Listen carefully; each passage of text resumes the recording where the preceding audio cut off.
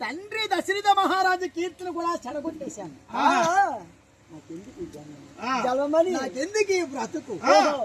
ఇలాగ లోకంలో ఉన్న ప్రజలు ఎంతమంది నన్ను తప్పు పట్టారు, ఎంతమంది దూషిస్తున్నారు.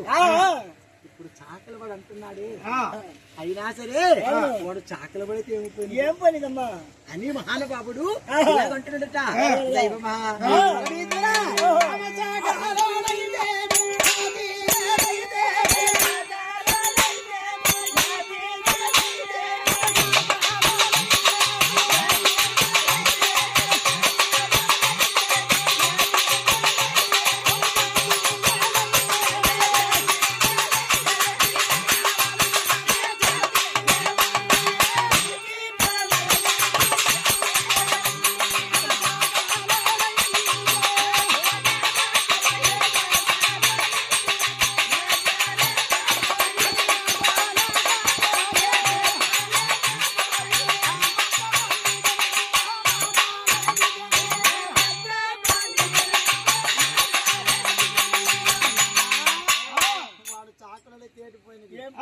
ఎవరికి నీకే ముఖ్యం కదా అని మహానుభావులు బాధపడుతుండట.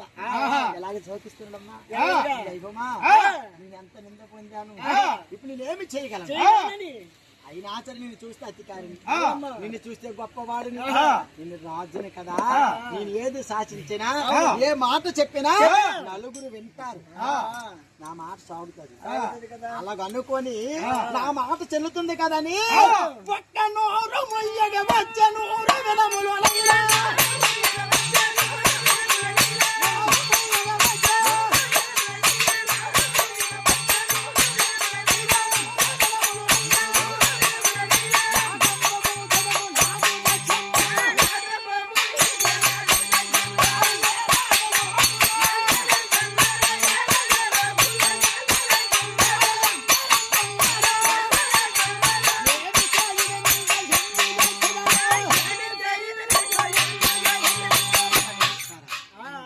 అతికారమ చేతను ఒక్క నోరు మూసేస్తాను. అవునమ్మా, అతికారమ చేతను ఒక్క నోరు మోస్తాను.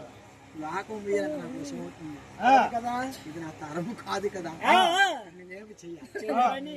మహానుభావుడు దుఃఖిస్తూ ఆలోచించాడు. ఎలాగమ్మా ఈ నింద మాసిపోవాలంటే, ఈ మచ్చ తొలగిపోవాలంటే నేనేమి చెయ్యాలి అనుకునే మహానుభావుడు ఏమి చేశాడమ్మా? ఏ రాముడు ఊరుకున్నాడా మహాత్ముడు? అమ్మా